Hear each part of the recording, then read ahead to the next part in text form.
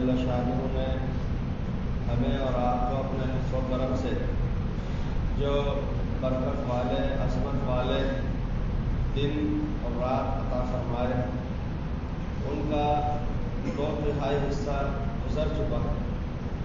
कितने ही औलिया कामिलीन अल्लाह के नेक बंदे ऐसे हैं कि जिन्होंने इन 2 अशरों को खूब अनथक इबादत में, रियाजत में, अल्लाह से लो लगाने में सर्फ किए और काम में लिए, वसूल किए। और इन्हीं 2 अशरों को कितने ही ईमान वालों ने नाकदरी के साथ में भी ज़ाय किया। एक बूंद होती है पानी की, जब बारिश बरसती है तो उसका एक कतरा कभी ऐसा भी होता है कि समंदर में कोई सीपी अपना मुंह खोले हुए होती है, उसके मुंह के अंदर वो पानी का कतरा चला जाता है तो मोती बन जाता है। कभी किसी सांप के मुंह में वो कतरा टपकता है तो वो खतरनाक जहर बन जाता है। कभी धरती के ऊपर तहतसाली के ज़माने में वो एक कतरा टपकता है तो बेहतरीन अच्छी पैदावार का सबब बन जाता है। और कभी किसी चटियल वादी के ऊपर वो पानी का कतरा बरसता है तो वो बह जाता है और ज़ाय हो जाता है। उस बरसने वाले पानी के कतरों का कसूर नहीं, बल्कि उसको काम में न लेने वाले का कसूर है कि उसने उसको सही मायने में काम में नहीं लिया।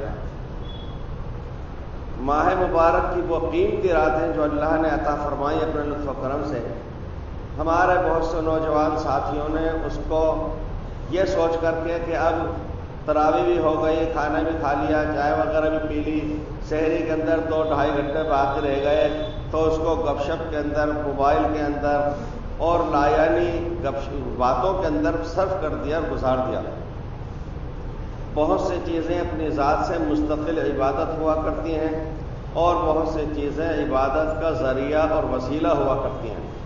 मिसाल के तौर पर वज़ू करता रहे कर ले कोई आदमी, 3-3 मरतबा जो धोते हैं, मसा कर लेते हैं, अगर वज़ू एक बार में कर लेता है तो वो तवाफ़ के लिए कर रहा है, तिलावत के लिए कर रहा है, वो नमाज के लिए कर रहा है, या वो बावज़ू तहारत के ऊपर रहने के लिए कर रहा है, तो उसका ये वज़ू करना भी अच्छा है, कार सवाब है। लेकिन एक आदमी अगर बैठ जाए वज़ू खाने में और वो 10 मरतबा 100 मरतबा वज़ू करता ही चला जाए, उसको पहला वज़ू करने का तो सवाब मिलेगा, उसके बाद के जितने वज़ू करेगा उस पर उसको गुनाह मिलेगा। इसलिए कि हदीस में ये फरमाया गया है कि अगर बहते हुए दरिया के किनारे पर भी वज़ू कर रहे हो तो वहाँ पर भी इसराफ न करो। अगर वहाँ पर भी 4थी मरतबा आदमी बिला वजह अगर धो रहा है तो वह भी फजूल खर्ची और इसराफ है। तो हमारे यहाँ अपने यहाँ एतदाल बतलाया गया। वज़ू अपनी ज़ात से इबादत नहीं है, नमाज का ज़रिया और वसीला है। हवाई जहाज़ में बैठ जाना या कश्ती में बैठ जाना अपनी ज़ात से कोई इबादत नहीं है। लेकिन अगर कोई आदमी किसी बेवा यतीम का सहारा बनने जा रहा हो, हज उम्रे के लिए जा रहा हो, राह खुदा में जा रहा हो, तो वही सफ़र करना उसका हवाई जहाज़ में या कश्ती में वो इबादत बन जाएगा। वो अपनी ज़ात से इबादत नहीं था, लेकिन जिस काम से जा रहा है अगर वो इबादत है तो ये भी इबादत बन जाएगा। इसी तरीके से रात को सिर्फ जाग लेना अपनी ज़ात से कोई इबादत नहीं है। अगर वो जागना किसी नेक अमल के लिए हो रहा है तो बेशक फिर वो इबादत है, और अगर वो जागना फजूलियात लग़वियात के लिए हो रहा है तो वही जागना हमारे लिए बर्बादी और तबाही का सबब है। ये कुरान हकीम ने फरमाया था, फरमाया कि रोज़े की फ़र्ज़ियत का मकसद ये है कि इससे तक़वा परहेज़गारी इंसान के अंदर आ जाए। जब 67% तकरीबन माह मुबारक का अय्याम हमसे विदा हो रहे हैं, 2/3 रमज़ान मुबारक गुजर गया है और तीसरा जुमा जा रहा है, तो अब हमें कम से कम अपने तौर पर यह एहसास करना चाहिए और गौर व फिक्र करना चाहिए कि हमने आखिर क्या तो खोया क्या पाया। हम अगर गौर करें तो कुरान पाक के बतलाए हुए मकसद के मुताबिक तो हमारे अंदर बहुत ज़्यादा तक़वा पैदा हो जाना चाहिए था, परहेज़गारी आ जाना चाहिए थी। इसलिए कि हम कोई 20 साल से 50 साल से कितने सालों से मुस्तकिल रोज़े रखता चला आ रहा है। جس طرح دنیا کی ظاہری چیزوں کے اندر اللہ نے تاثیر اور صفات رکھی ہیں، اسی طریقے سے اعمال کے اندر بھی چاہے وہ اچھے ہوں یا برے، اللہ تعالیٰ شاہ نے بہت سی تاثیر رکھی ہے۔ جیسے مثال کے طور پر اگر کوئی اپنے ذوی القربہ کے ساتھ میں، رشتہ داروں کے ساتھ میں نیک سلوک کرتا ہے، والدین کے ساتھ میں اگر اطاعت و فرمانبرداری کا معاملہ کرتا ہے، تو یہ ایک ایسا عمل ہے کہ پروردگار اس کو دنیا ہی کے اندر اس کا اجر عطا فرماتا ہے۔ بہت سارے عمل ہیں۔ اگر جس طریقے سے نیبو کہ اس کے اندر ترشی اور کھٹاس ہوتی ہے، گنے کے اندر مٹھاس شیرینی ہوا کرتی ہے، جس طرح ظاہری طور پر مادی چیزوں کے اندر یہ تاثیر اور صفات ہیں، اسی طریقے سے پروردگار نے بہت سے الگ الگ عملوں کے اندر الگ الگ تاثیر اور صفات رکھی ہیں۔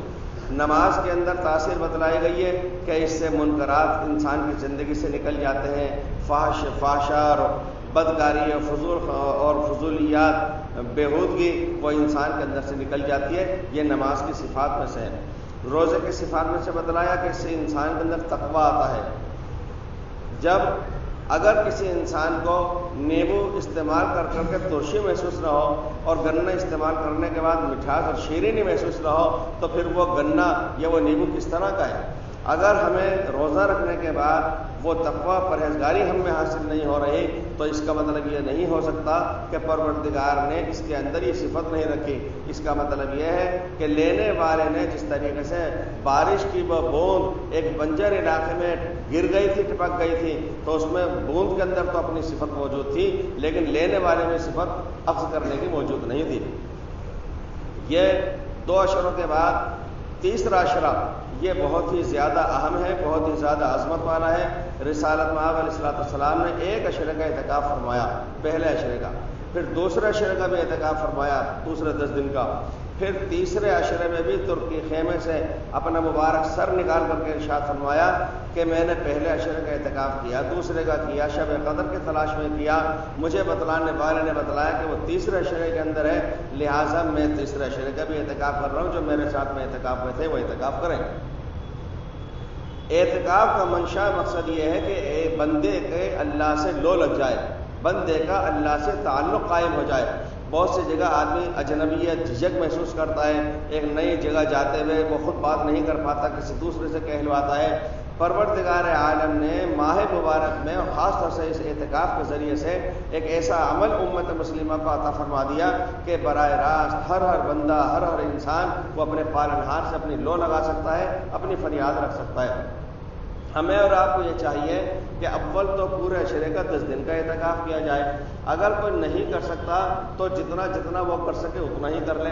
حضرت شیخ الحدیث زکریا رحمۃ اللہ علیہ نے تو یہ لکھا ہے کہ ان کے والد گرامی مولانا محمد یحییٰ کاندھلوی رحمۃ اللہ علیہ تو اگر مسجد کے اندر وہ 2 رکعت نماز پڑھنے مسجد تحجید وضو کے لیے بھی گئے ہیں، اس میں بھی وہ اعتکاف کی نیت بلند آواز سے کر لیا کرتے تھے۔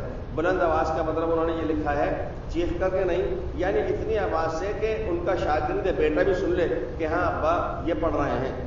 اسی طریقے سے یہ فرمایا کہ اگر گھڑی، پہلے زمانے عام طور پر لوگوں کے پاس گھڑی نہیں ہوتی تھی، مسجد میں ہوتی تھی، محلے کے لوگ مسجد میں آ کے گھڑی دیکھ لیا کرتے تھے کہ اگر گھڑی میں ٹائم دیکھنے کے لیے کوئی جا رہا ہے تو اس میں اتنی سی دیر کے لیے بھی وہ اعتکاف کی نیت کر لیں۔ تو ہم جب تک بھی جس کسی موقع پر بھی ماہ مبارک میں خاص طور سے مسجد میں حاضر ہو رہے ہیں، ہمیں گھنٹہ، آدھ گھنٹہ، بعض دفعہ بعض روزگار صاحبان، گرمی کا موسم ہوتا ہے، تمازد لو کی ہوتی ہے، وہ تھکے ماندے بھی ہوتے ہیں، وہ گھنٹہ، آدھ گھنٹہ تھوڑا کچھ پڑھ بھی لیتے ہیں، کچھ آدھ گھنٹہ، 1 گھنٹہ مسجد میں لیٹ بھی آتے ہیں۔ ایسے حضرات کو چاہیے کہ کیوں نہ وہ اعتکاف کی نیت کر لیں، لیکن اس کے اندر پھر ہم لغویات سے اور فون پہ دنیا داری کی بات کرنے سے پرہیز کریں۔ اللہ تعالیٰ شان و ہمیں اور آپ کو باقی دنوں کی قدردانی کی توفیق عطا فرمائے۔ Thanks for watching. Don't forget to like, comment, share and subscribe to Al Wahid channel.